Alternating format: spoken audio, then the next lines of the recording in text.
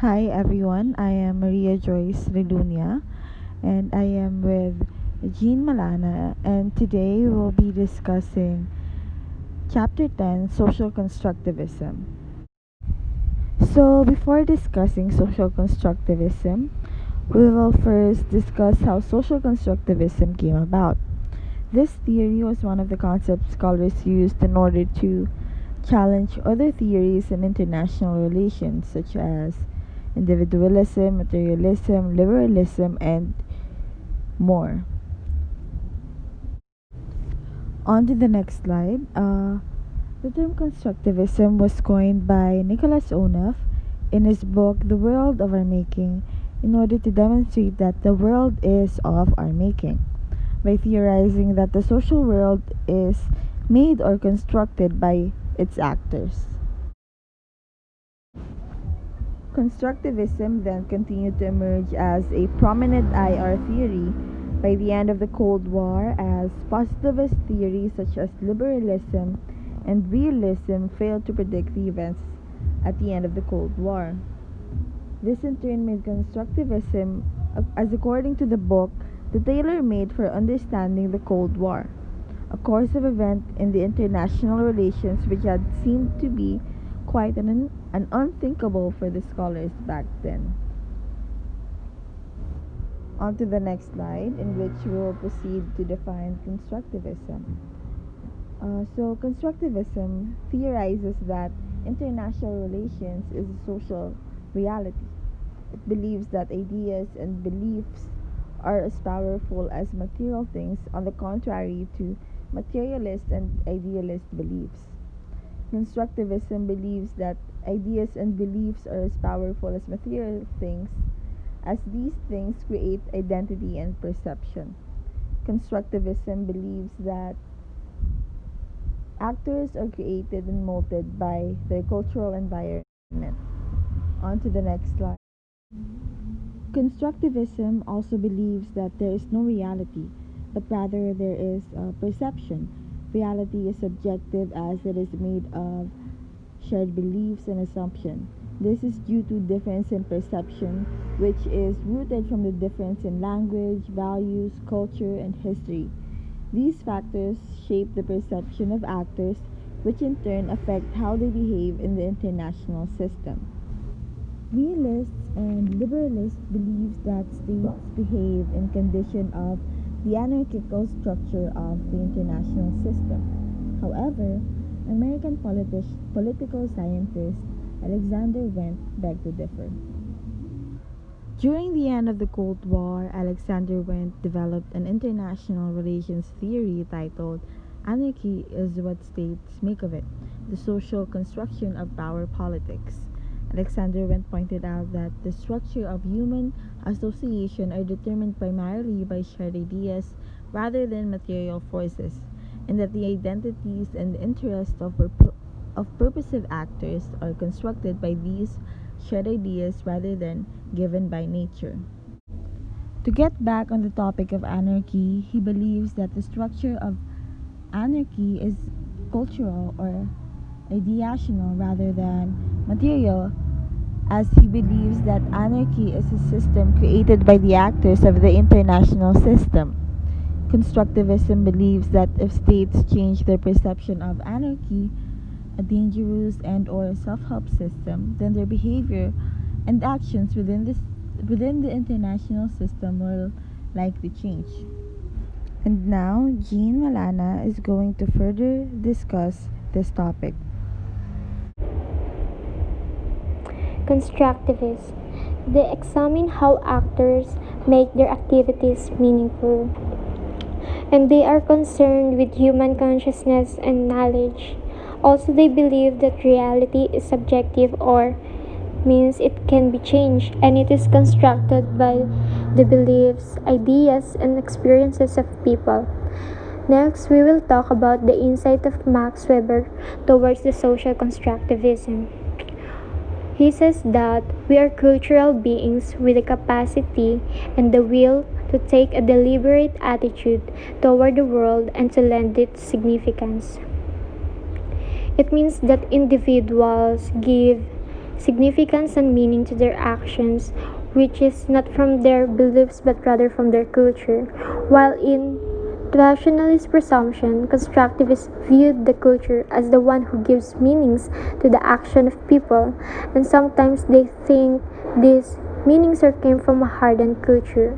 However, culture is fractured and people have different kinds of perspectives about meaningful activities. That's why scholars need to accept or consider these cultural fault lines. For example, in world politics, there are particular activities such as the development, human rights, security, humanitarian intervention, and sovereignty.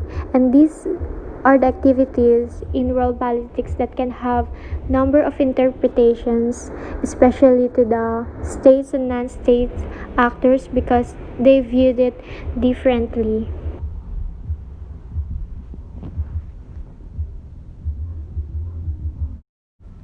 International relations theorists view power as a capability of a state to force another state to do something they don't want or so.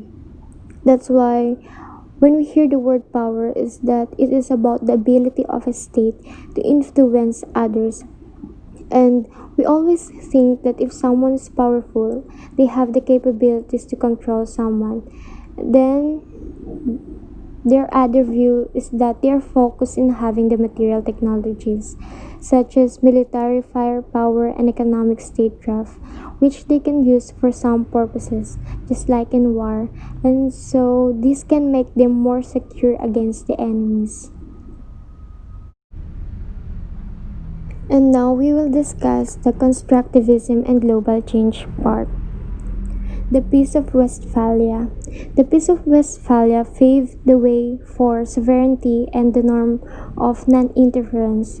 But in recent decades, the principle of non-interference has gradually disappeared because they focus more on how to manage and protect the population of a state. World orders. It is one of the fundamental concepts of international relations, yet it is created and sustained not only by the great power preferences, because they also consider the other understandings of what constitutes a legitimate international order. In this discussion, it tackled the three concepts such as diffusion, socialization, internationalization, and institutionalization of norms. Diffusion concerns the spread of models, practices, norms, and beliefs within a population. Constructivists mentioned an issue in this discussion just like the institutional isomorphism, and this is the similarity of the systems of institutions. And today, most of the states are favor in democratic form of government because for them it is more efficient and superior way to organize politics. But some states decided to turn into democratic because they want to be part of the modern world that could benefit them. Next concept is the socialization. According to Alistair Johnston, the place to look is the intimate relations between states within international institutions and organizations. He also says that socialization is possible through several mechanisms, like by mimicking, and it is when a state is facing a problems and they decided to adopt new strategies or practices that could help them. The other mechanisms are social influence and persuasion. And Johnston also argued that some paths to socializations are closer to the thinking of rationalists, which is the cause and benefit action. However, it can be also closer to constructivist thinking. The last concept is the internationalization of norm. Norms are standards of appropriate behavior for actors with a given identity. Civilized states are expected to avoid violence due to the differences because if they did, they will violate on how they are expected to act.